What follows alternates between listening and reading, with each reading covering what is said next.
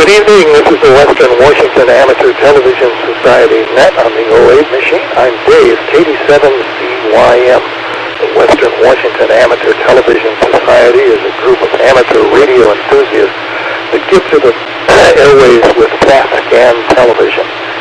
We have a net held on Wednesdays and Saturdays between 8 and 9 o'clock, and we utilize the 08 machine for our voice transmissions. We transmit on 70 centimeters with our video, the crossband repeater, and spits out images at 1.2 gigahertz. Again, I'm Dave, KD7ZYM. And also, if you want to find out more information about the Western Washington Amateur Television Society, Google WW7ATS. That's Google WW7ATS, and you'll come to our homepage, and it has frequencies and how to contact us and about our nets. So with that, I'll take a pause in case anybody has emergency traffic or needs to make a contact with somebody on the 08 machine before our net gets fully underway. Again, this is Dave, KD7ZYM, pausing.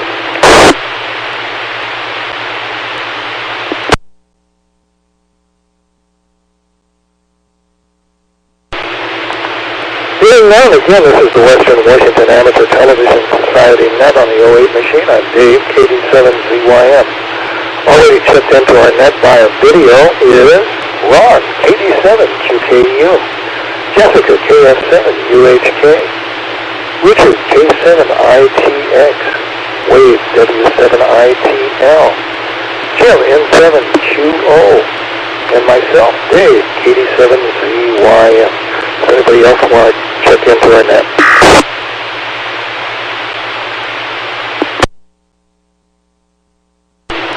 Hearing none. Well, let's start it all off with Ron, KD7QKU.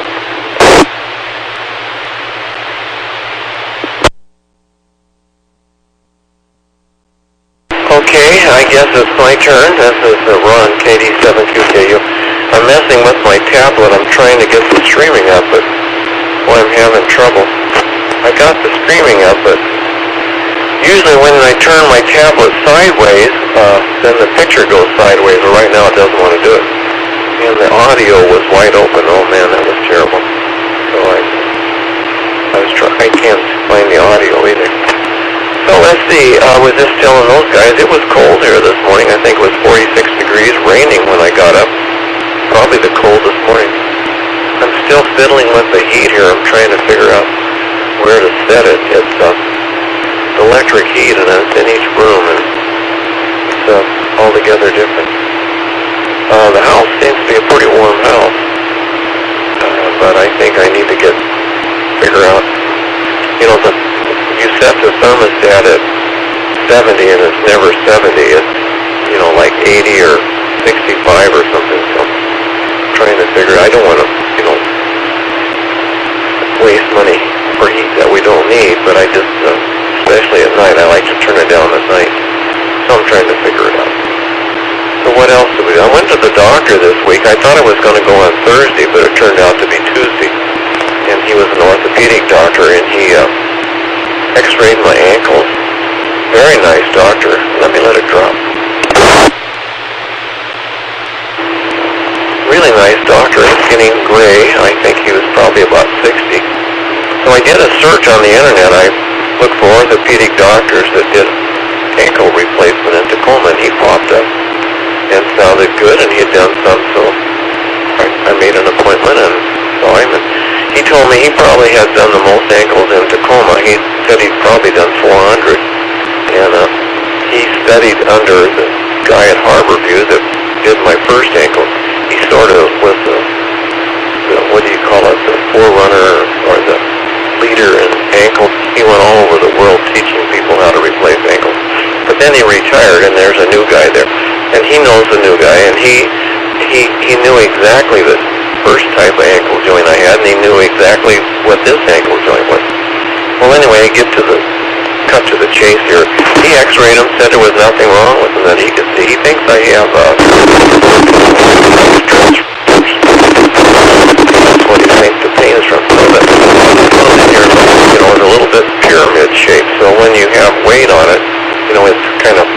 up in the center of the bone, and he just thinks that because I've been carrying this on constantly for a couple of months, and they don't show up very well in X-rays, especially if they're small. So he said maybe we should do an MRI or a different kind of scan. But he said they'll heal and I'll be perfectly fine. Just take some time. And because they healed up better, my left one's barely sore, my right one is sore. He said he thinks I'll be okay, there's no problem. Okay, that's it. I was sure glad to get that report. All right, back to that, Katie. 87, continue on. Breaking up a little bit on audio, but we got the gist of it. Let's go to Jessica, KS7UHK. KS7UHK, Jessica up here in Everett, Washington. And boy, I'm getting some static crashes coming through here. I heard there's lightning somewhere, maybe south. Because up here it's been pretty nice all day, other than some high clouds and some big puffy clouds going over. I didn't get any video of them today just because I got lazy. I didn't want to go out in the cold because it's been cold out here. So let's see. My little weather guesser says partly cloudy, or a cloud and a sun, if you want to interpret it that way. And I see 65% relative humidity inside our condo, our ground floor condo, which is probably about right. Let's see. What happened today? Not a whole lot happened today. I think I'm getting ready to watch Survivor. Another round of Survivor tonight. And at one point I was thinking, I started to make a spreadsheet, an Excel spreadsheet, so I could kind of keep track of all the people in the different tribes and who got next off, so I could kind of try to make my prediction of who's going to make it, who's not. And it got really complicated. And then I looked on the internet onto Survivor Wikipedia, and they've already done that for you, so you can go look at their spreadsheet and see how it's all paring down as the people get eliminated. And that's my fun time Wednesday evening.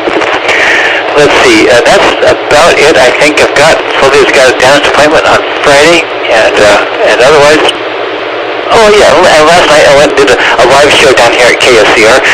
We've been doing it sometimes remotely, where we go send in an old show or revamp one of our shows, send it in, and they upload it into the system so it plays automatically.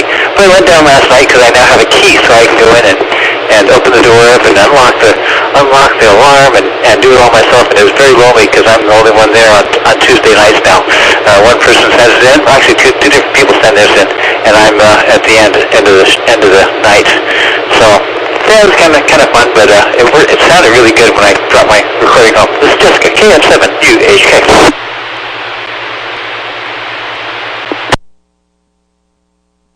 KS7UHK, thanks for that. Let's go to Richard, K7ITX.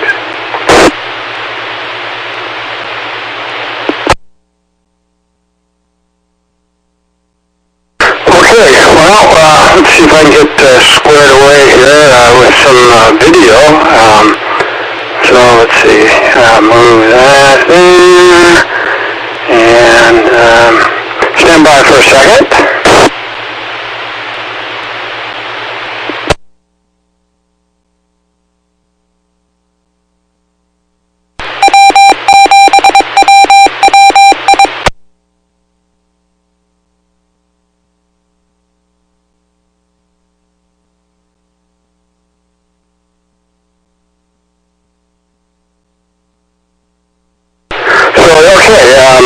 Hopefully this will be, let's see what's going on here.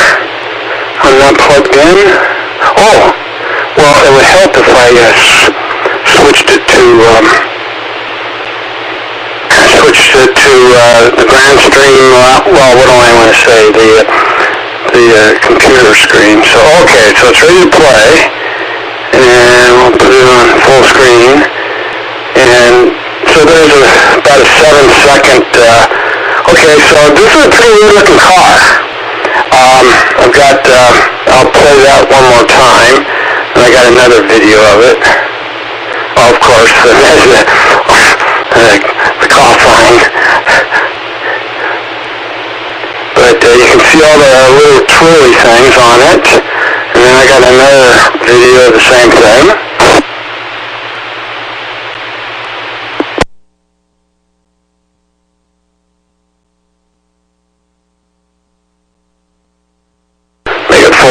machine, and so if you're watching on YouTube, what you're looking at is a self-driving car.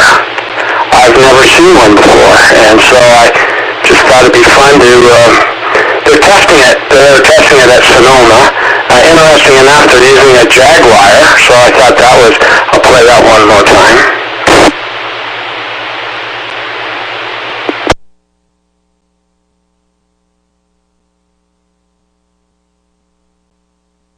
But that's the picture, the instructor for the self-driving car was there. They were doing some testing out at the Sonoma racetrack. And I don't know, I just thought it was pretty wicked and cool looking. So, and then I've got just a pretty good story regarding the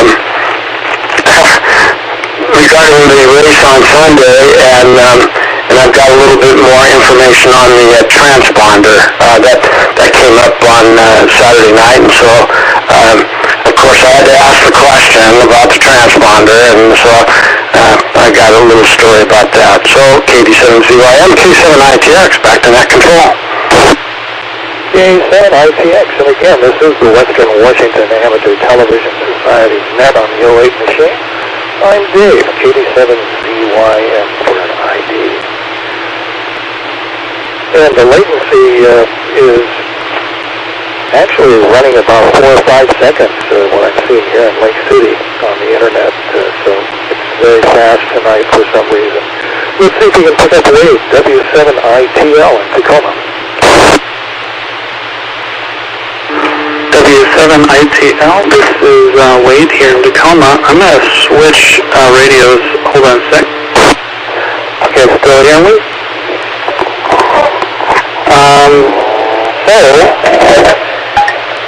Hold on. There we go. I was just switching radios because the other one is, I was picking up quite a bit of, it was pushing a lot of energy into my TV, and it was causing it to buzz really loud. So sorry about that while I was switching. So last week I was, the reason I was out is because I went and got my third COVID shot, so I got a booster. And I had a little kind of downtime after that, about 2 days, and so by Saturday evening I was doing pretty good. But I guess it's a little longer than 2 days, but yeah. Anyhow, and this week I'm going to try to get my flu shot, probably tomorrow or Friday. I don't want to do another middle of the week shot. Let me see, what else is going on in my life? I'm excited. Friday, supposedly I'm going to get fibered at home. I'm not holding my breath, but we'll see. So CenturyLink says they're going to get me fiber, and we'll have to see how that works out on Saturday on the next net. Hopefully we'll have some more things to comment about other than, let's see, Jessica, Survivor.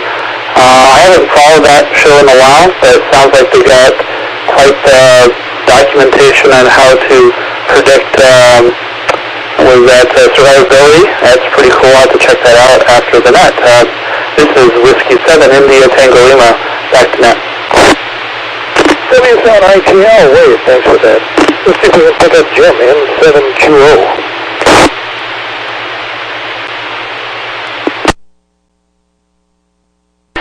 N7QO.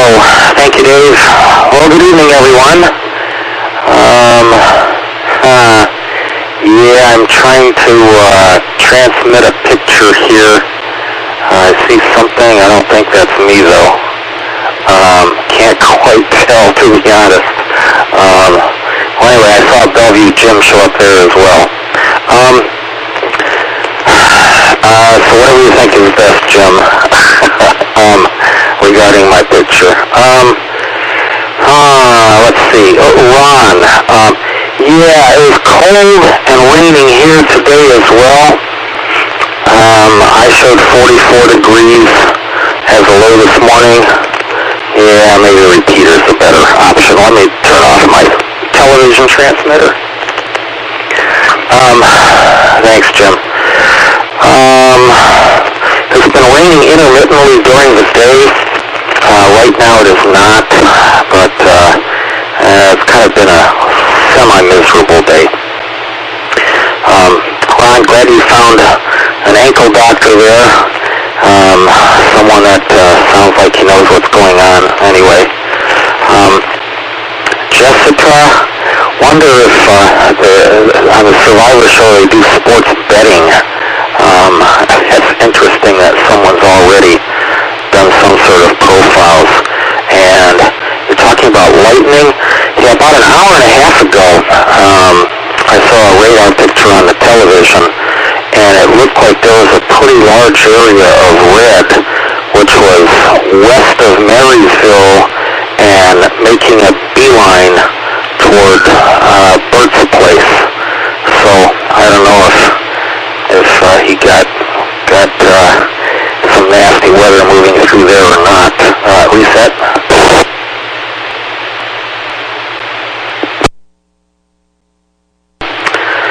Dick, when you showed that car, my initial thought was maybe they're doing Google mapping or something, but yeah, I could see how that's probably a self-driving car. But I looked at that and it's like, that's a Jaguar? Although I did read it said a Jaguar right on the hood. I don't know, to me the front end looked almost like a smart car or something tiny. I don't know, a Fiat, some bizarre car. Anyway, and it said Waymo on the side. Wonder if there's any significance to that. Dave, the latency on the stream is pretty good for now. I agree with that. Wade, I am curious, what sort of symptoms did you experience regarding the booster?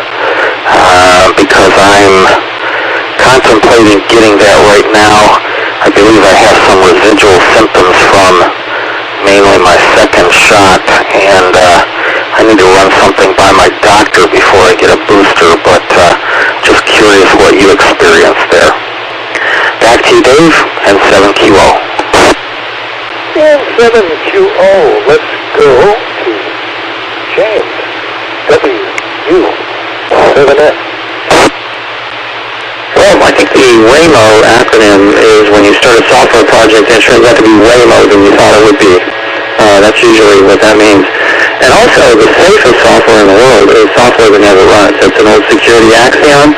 So I think it's appropriate that they would put it on a Jaguar, because I think that's going to be the safest self-driving car in the world. But I don't know. Someone who used to own Jaguar said that the Jaguar company was bought by a company in India, and they completely turned it around. And I don't know if that meant the car turned around or if they turned around their incredible quality record. But it's an interesting thing to talk to Jaguar owners. The old generation of Jaguar owners would get together and like have breakfast on the weekend and talk about all of the reasons their cars weren't there and they're driving their own car. It's just, you go to, I don't know, Corvette morning breakfast, you see lots of Corvettes in the parking lot. You go to the Jaguar morning breakfast, there may be one Jaguar there, all the other cars, because you always had to have another car if you owned a Jaguar. Ron, I didn't get the full report there, but I understand I got the tail end of it, which sounds like you're in good shape, so that's good.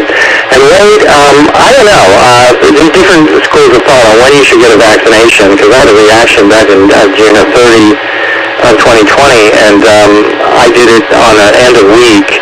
And so that put me in the hospital. You might as well go into, Alcatraz gas chamber on Friday. It's about the same thing as going into a hospital at that time.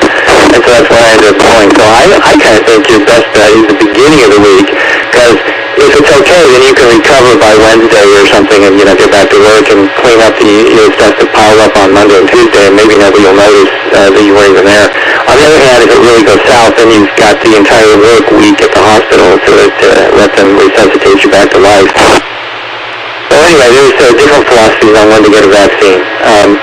So with that, a bit of cheery philosophy, I'll turn it back to Net Control for the Western Washington Amateur Television Society. This is James, WW7ATS in Northeast Bellevue. Take it away, Dave. WW7N, and this is the Western Washington Amateur Television Society. I'm Dave, KD7ZYM. Got that out for the record. And is there anybody else who would like to check into our net this evening?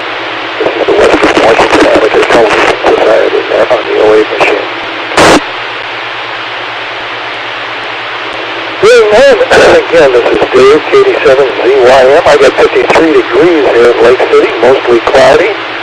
A beautiful afternoon. A lot of sunshine. It was nice. Got out a chance to go to Costco, and I had some shopping to do, some domestic chores later this afternoon.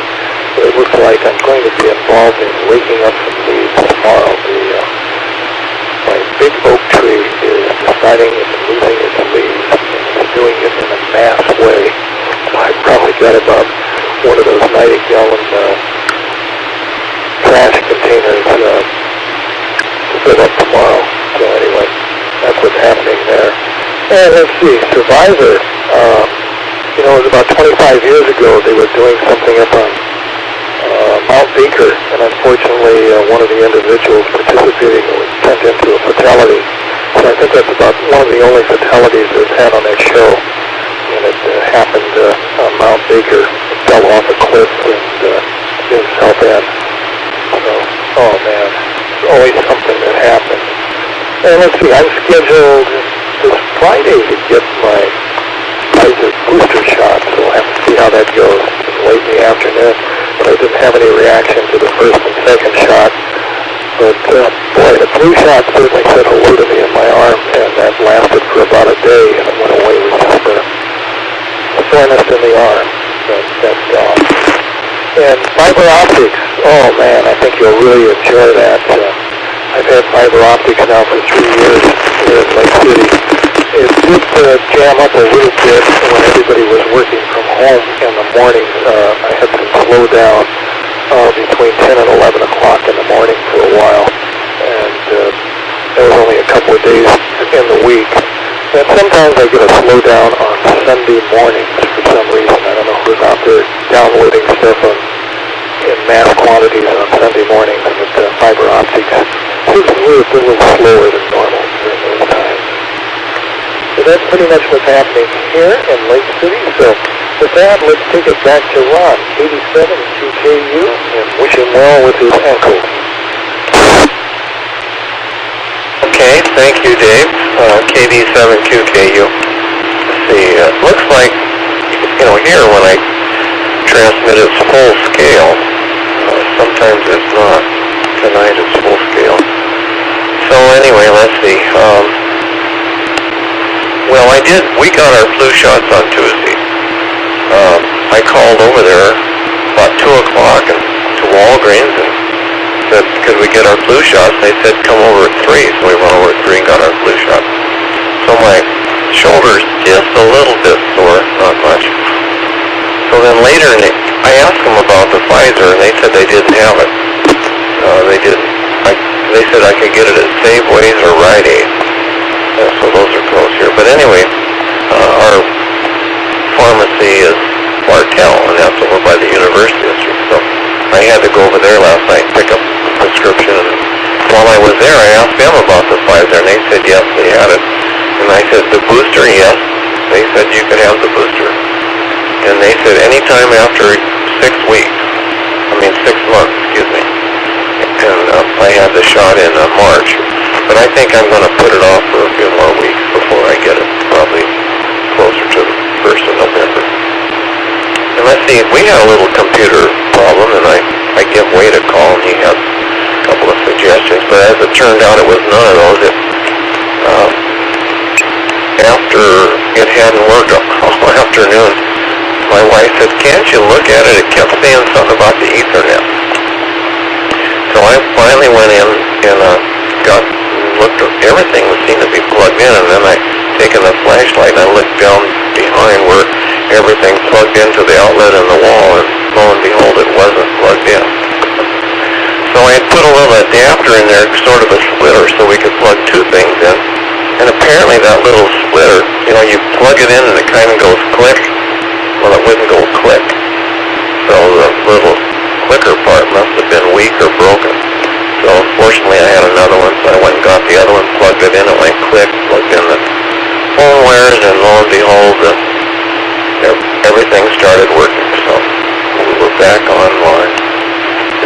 kind of bad when things don't work. My wife seems like always has back business. She's talking to somebody. It's amazing. Let me let her drop. Wait now for wieners. You're such a bag. Hey, I think we finally got everything squared away. It's, you know, the taxes, the water, the lights, the insurance, all that stuff. We got a bill today for the I guess it was utilities. It was $500. Supposedly that stuff had all been paid through escrow. So she called and they got it all straightened out. It was paid through escrow. So maybe that'll be the last mess. But it seems like there's been on and on and on. All right, enough of that. Back to that KD7QKU. Wait now for wieners. You're such a bag. KD7QKU on. Thanks for that. Let's go to Jessica, KF7UHK. KF7UHK, Jessica up here in Everett. And so is the weak link that does you in, you know, a nice little computer part like that, or, you know, a splitter, and it's that little plastic tab that'll break first. It's the weak link. Weak link. Now, let's think about your ankle and think about modern medicine. What would it be like 100 years ago if you had the same problem? They'd probably just give you a crutch and say, well, just deal with it. Good luck. Good luck on that, out the door. Self-driving cars. I thought that was pretty cool. I don't have anything to say about that, except for it had a lot of neat little spinning devices, probably LiDAR or something like that, that was looking at everything around it. It'd be fun to take that for a spin, or sit in the back seat and let it take me for a spin. Survivor, the thing they're showing is mostly just what has happened, so they're not really predicting anything, but they certainly are showing what has transpired so far if you happen to miss a week or something like that.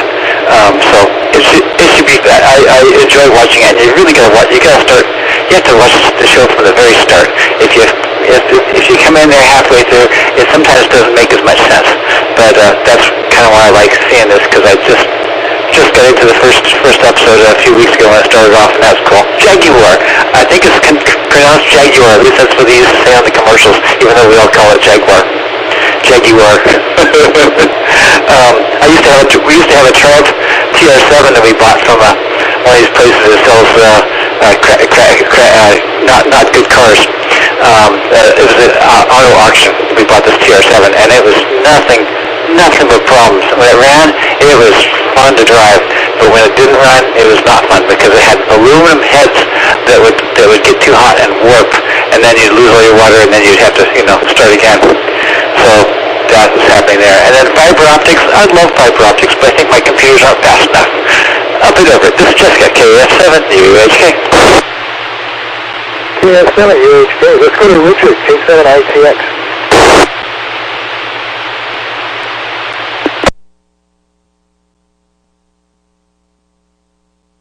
Okay, well, let's see. Let me get squared away here again.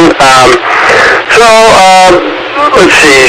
Saturday night, the question came up about, how do we know that we actually won by .031?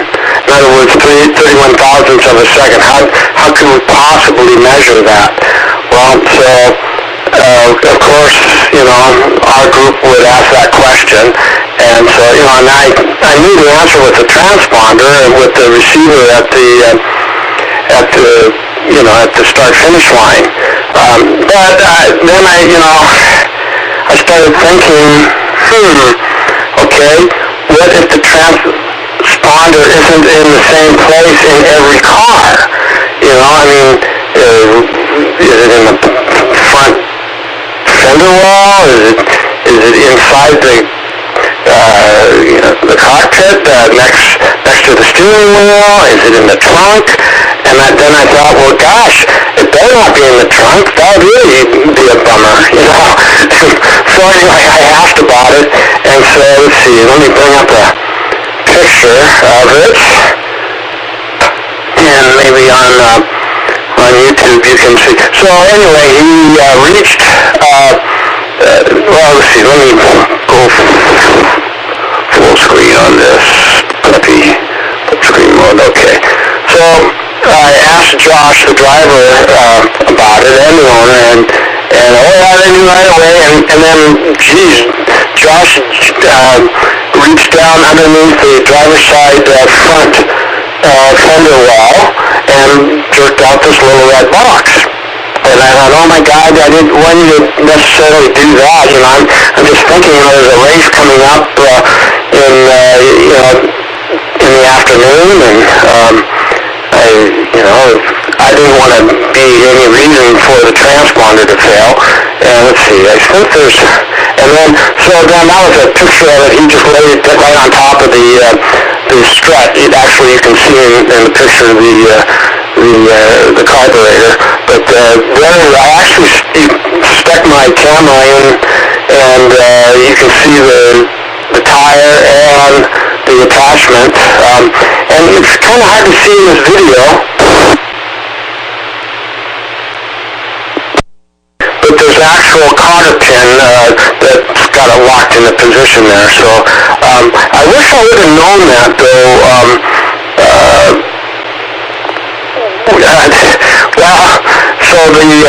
Just try to make a long story short, but I didn't get to see the very last race.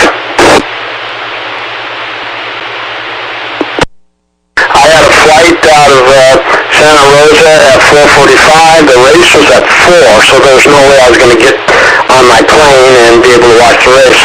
But I had timing and scoring on my phone, and just right before they made us turn our phones off, I got to basically watch the timing and scoring on my phone. But to my horror, I saw Josh, who was supposed to be on the pole, for whatever reason, at the start of the parade lap, that they showed him in second. And then, as they came around right at the start, you know, I see everyone's time start to pop up, but our time there was no time. There was no data. It just slowly but surely started dropping down to the last place, and then I had to turn the phone off. And, I had one opportunity to send a text with question marks and a sad face, and then I had to turn the phone off.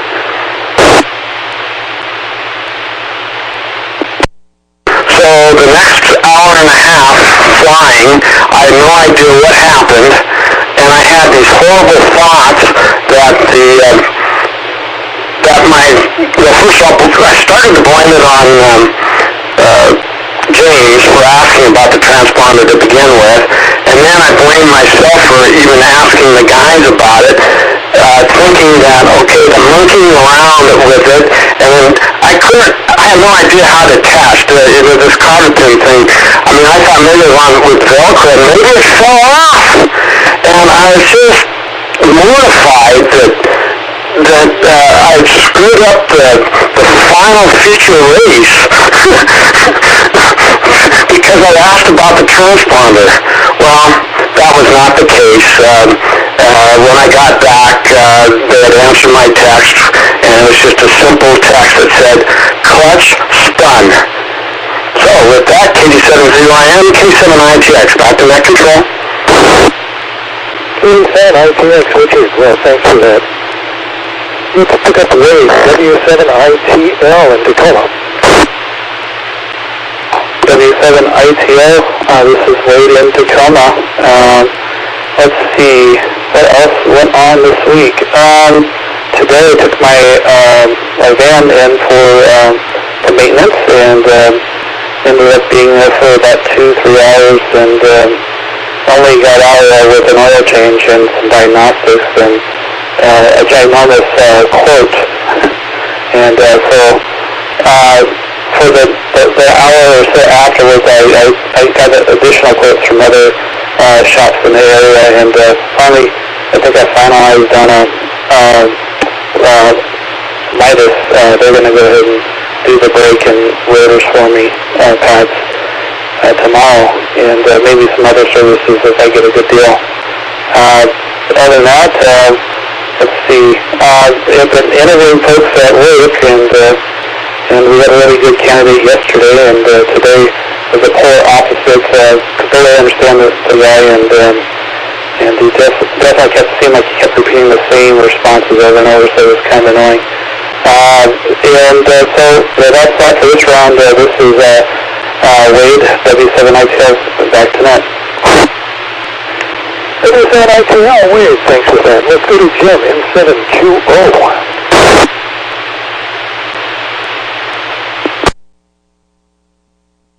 And 7QO, thank you, Dave. Well, let me turn off my television transmitter here, I guess. Wade, I have had good luck with Midas in the past, so I give them accolades. I'm sure none of those were anywhere close to where you are, but just in general, they worked okay. One thing I liked about them is that the work is guaranteed, and you could go from one facility to another facility, even across state lines, and they honor the workmanship. So that's good. Let's see, Dick.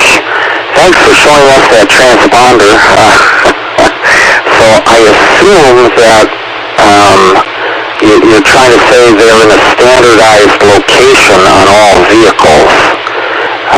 Left fender, well, that's kind of the conclusion I derive from that.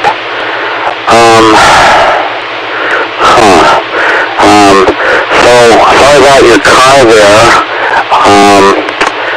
Kind of a bummer that the last race fizzled out, but sometimes that's the way it goes.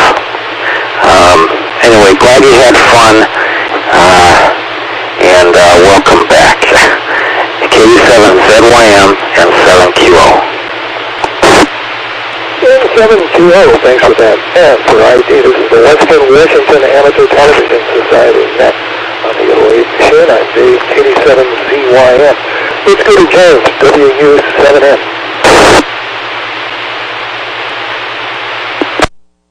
Thank you, Dave. And Richard, thank you for the explanation on the transponder. My head is still just spinning with little ideas here, because it seems to me like if you're measuring 31 thousandths of a second, you could just put it on some little rubber washers to scooch it a little farther forward, on the car, and no one would notice if you hit the rubber washers underneath. But it just seems like there's just a rich tapestry for some knitting here on the little transponder. I'm still kind of curious now what wavelength it works at, and is it sending a signal and something else is bouncing a signal off the car, or is it sending a signal and timing it back, or how exactly that works? But I did some work years ago with something similar. And of course it was a platform that was moving very, very fast, and so it did matter where the antenna was on it, and they had several different ways of measuring how fast it was going as well. That Jaguar looks really interesting. That's another area where I guess there's several different measuring technologies they're using for the self-driving cars. They've got LiDAR, which obviously operates in optical wavelengths. And then they're also using microwaves, essentially, which is with the little buttons you see on the dash. And then visual interpretation from stereo cameras. And I don't know if there's other technologies that they're using to just look around the car. But I do recall that when they had the drive-off a few years ago, got through the desert okay. I think that was down in Mojave. And none of the cars, the little trucks, the Humvees or whatever they were, none of them did anything like drive off the edge of a cliff. And they all were able to go up to something like a large brick wall or something and say, okay, there's something in the way, stop, and then back up and try another way, and then try another way, just like a little mouse does in a maze. But what messed every one of them up was a coil of wire across the road. That messed them all up, because it got underneath the car and got tangled up with all of the stuff that makes the car go, and they had to stop. So none of them made it through that. So I would imagine radar, at least for that competition, has now got an edge, because I would think if it was made of some kind of metal, you could detect that. Now, so I was going to suggest to who's never runs it, then we'll try little coils of Kevlar, and because that wouldn't be as resonant on any radar frequency, and see if we can see that. Well, you have to use some combination of vision and then radar and LiDAR all together.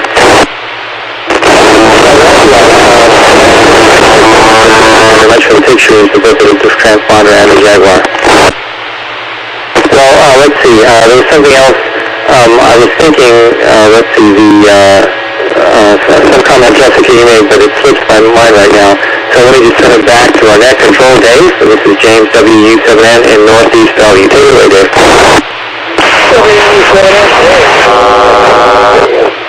Up to date with some of that information. As far as that self-driving car, I would imagine they could use AI and it could race around the track and give you some competitive moves. I don't know if it could do it from a lead, but it might be a good come in second place following the lead car. It'd be interesting to see. Or better yet, if it maps out the course, it would have an advantage of knowing where it is and where everybody else is. So that could be interesting.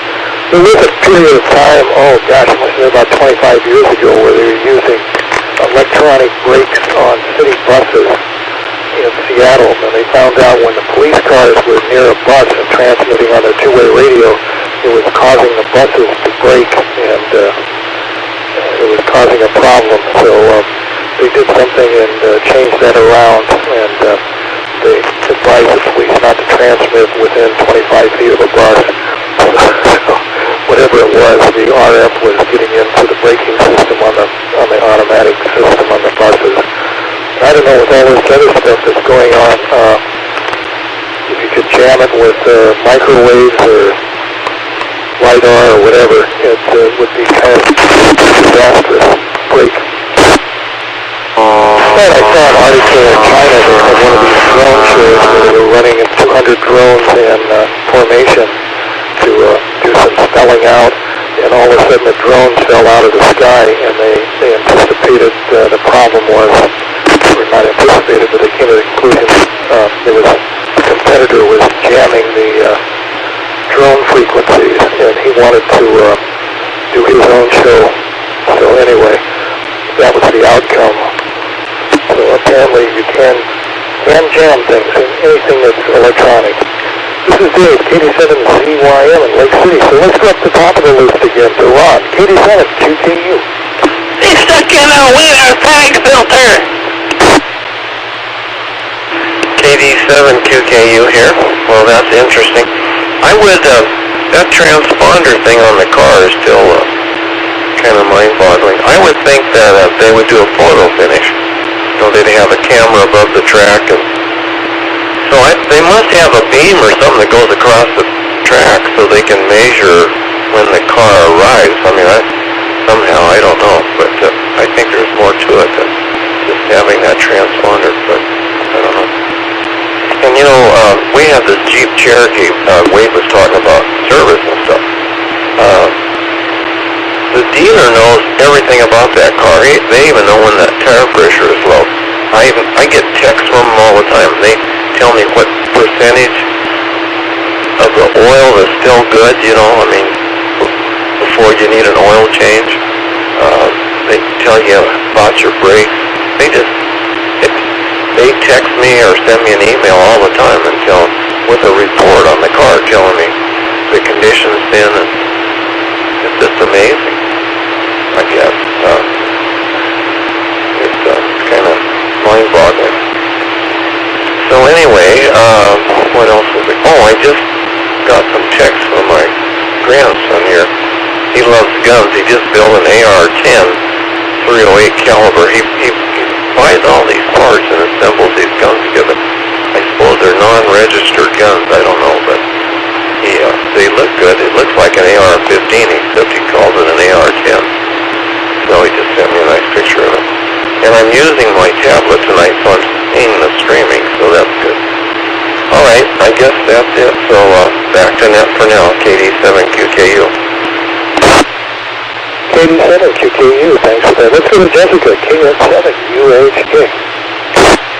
KF7UHK. Speaking of guns, someone, a couple of guys from work, this was like 25 years ago, wanted to come up to our cabin and shoot their big guns, and they look like military rifles.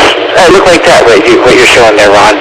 And I remember I went in and hid it under pillows and blankets because I just, I don't mind guns, but I didn't want to be around these things, and they just made it this echo through the woods. It was kind of incredible, and even with the pillows over my head. So yeah, interesting. Midas.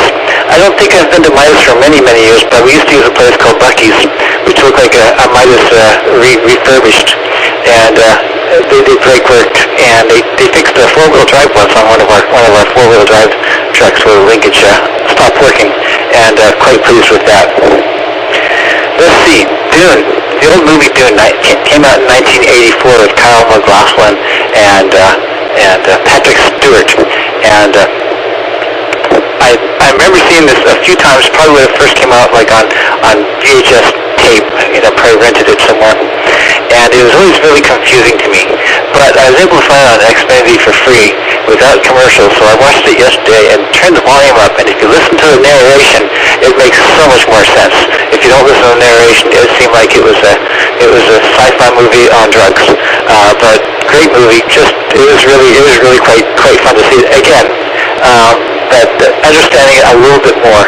Now, a friend of mine has been reading the books. There's many books on Dune, and I can't remember how far he's up, but he's many books into the movie Dune, or to the story Dune. And lastly about interference, hybrid buses up here in Everett, when I sit next to them in my truck, it makes horrible interference on my FM radio just in the truck, just by listening to NPR or whatever. Horrible interference by its probably inverters and stuff that it's using to power those big electric motors that push them around the city. So that's what I got from here at 47 minutes after there. This is Jessica, KF7UHK. KF7UHK, Jessica, thanks for that. Let's go to Richard, K7ITX.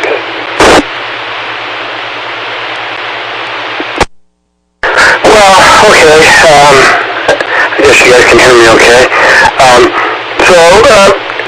The location of the transponder, I don't think it's in a uniform place in vintage racing. I think what the idea is to put the transponders close to the front of the car as possible in a secure place where it's going to stay put, not get broken, and the transponder, that's exactly how they do the time trials. I'm sure there's no electric eye or electronic beam. Even at Pacific Raceway, I think there's a loop underneath the pavement. Let me put it that way. But at Pacific Raceway in Kent, sadly, the transponder is not red at the start-finish line. It's red probably maybe a quarter mile before the start-finish line, so that's always kind of frustrating for the guy. But it works perfectly fine there at Pacific Raceway for the time trials and that sort of thing. Oh, goodness. And then one break here. And Ron, I wouldn't put off this booster shot. See, Pfizer has been, it's pretty well known. In fact, Debbie just went to the doctor today, and both Debbie and I have the Moderna, and luckily enough, the Moderna effectivity, or effectiveness, I'll just say effectiveness, that's easier to say, is pretty darn good. Through the long haul, it's the Pfizer that diminishes rapidly, and that's the whole reason why they recommend getting the booster at 6 months. Not 7 months, not 8 months, 6 months. So just be cautious if you're going to put it off, that your effectiveness is dropping rapidly. And so I'm feeling pretty fit having a Moderna right now. Not that that I should, but I am wearing a mask. I went to the gym today and worked out in the fitness center with 4 or 5 other people and an instructor, and we all had masks on. Now I admit I'll take it off or catch my breath if I'm breathing too hard, but Brad, I'll tell you. Right now, you don't need to worry about me breathing too hard because I'm so out of shape that it's just I'm barely moving. I'm more concerned about having really sore feet or legs or something, and I'll get caught up. But like I tell everybody and the instructor, it's going to be give me 3 or 4 months. Being off for a year and a half was not good for me. So anyway, what a great net tonight. KD7ZYM, K7ATS, and I'll say 7-3 because it won't come around again. Back to net control. K7ATS, let's go to Wade, W7ITL in Tacoma. This is W7ITL here in Tacoma, and this will be my final round, and just to make some more comments around the car repairs and stuff. I was at the dealership getting this estimate done, and I thought maybe I'd give some time to drive in some the demo cars, and so I got to drive one of those Jeep Wrangler Rubicons, and that was pretty fun. I was a little sticker shocked about how much they were expecting me to fork up for a used car. It was an 18 Rubicon, and it had 50,000 miles on it, and they were wanting 53 or 56,000 for it. I was like, whoa, no. And he said, yeah, it's kind of how it is right now with the chip shortages. At least that's what he uses as an excuse for why the price is so high. Let's see. And Moderna, yeah, I wish I had the Moderna shot, Richard, when it comes to effectiveness. Yeah, I had a Pfizer, and that's why I had to use the booster. But I think Covington Jim had asked what my symptoms were. Just tiredness, joint pain, just the usual kind of stuff that people complain about. But just a mild fever as well. But yeah, it went away after a little bit, and I'm back to normal. And I think I'm gonna go ahead and get my flu shot here tomorrow or maybe Friday, and just looking forward for the weekend, and hopefully we'll get fiber on Friday for the home internet, and we'll see how that works. With that said, I'll close, and this is Whiskey 7 India Tango Lima. Wade here in Tacoma. Back to net. Thanks. W7ITL, thanks for that. Let's go to Jim at 7QO in Covington.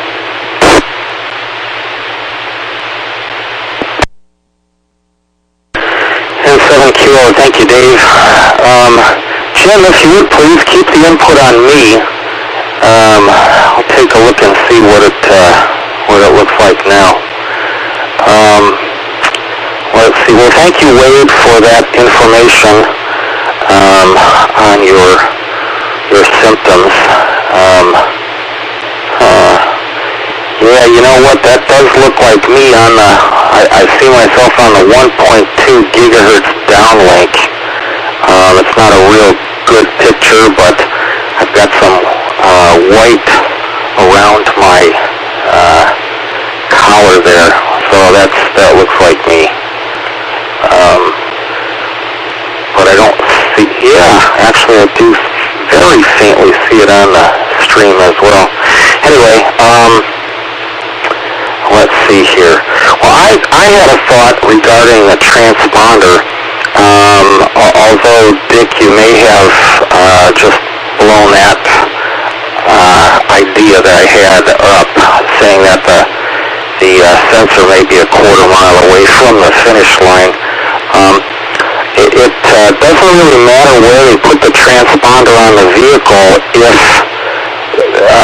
they just measure the start time for a given vehicle via the transponder and then do a hack for the finish time for that particular vehicle. expected that to be at least pretty darn close to the finish line, so don't know what to make of that. Ron, your car, texting you all this information. Wow, that is way too much information. That's just crazy. But yeah, I guess that's the way the newer cars are. I'm still driving the car that I bought in 1999. I paid $3,000 for it. So in 1999. So it's still going, kind of like a Timex, ticking or licking and keeping on ticking. But anyway, thanks everyone for participating. Thanks for the pictures. Catch you all next net. KD7ZYM and 7Kilo. And 7Kilo, thanks. Let's go to James, WW7ATS.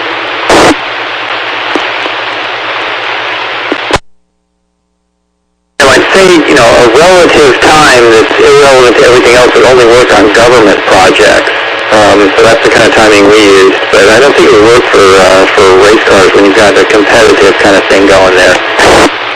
Also, the software, the last gen Stand behind the shooter, so especially you want to be behind the muzzle, the end of the barrel, because if you're not, you really get the full blast. But it's best to stand back. Let's see. I was out looking at the grass today. It's really green over here now and grown a lot. The old lawn is coming back strong. I'm going to have to mow the lawn. Maybe I told you the new sod, they put in that topsoil, and then when it rained and I had the sprinklers on, it was like the sod was floating on top of the swamp. I walked out on it, and it was like whoosh, whoosh, and I put these big footprints in it. I guess I'm going to have to try to repair it, but I can't get there without putting in more footprints. So I don't know. So I guess maybe when it dries out, it'll be firm, but right now it's a mess. I don't think I could mow it without making a mess out of it. So anyway, it sure was a beautiful day again today. We've had just some gorgeous some days here. Well, we found a new place down here by Russin where you can drive down to the beach. It's kind of a new park, close to the marine. It's on I guess you would say the east side of the marina. You drive by these condominiums and it looks like the road ends, but it actually turns left. You drive back in there and there's beautiful concrete walkways and restrooms and picnic tables, beautiful grass. And it all connects up with the path that goes east all the way down in Tacoma, all the way down the water. Nice place. All right, that's it. 73s, everybody. Good net. Thanks for all the information. And we'll see you later. KD7QKU. I'll be clear. KD7QKU, thanks for that. That has to come to an end, unfortunately. I'd like to thank the owners and operators of the 08 machine, the CTAC repeater group, for allowing the Western Washington Amateur Television Society to utilize the repeater for voice transmissions for our video nets held on Wednesdays and Saturdays between 8 and 9 o'clock. So on behalf of the Western Washington Amateur Television Society, this is Dave, 87CYM, signing off the 08 machine.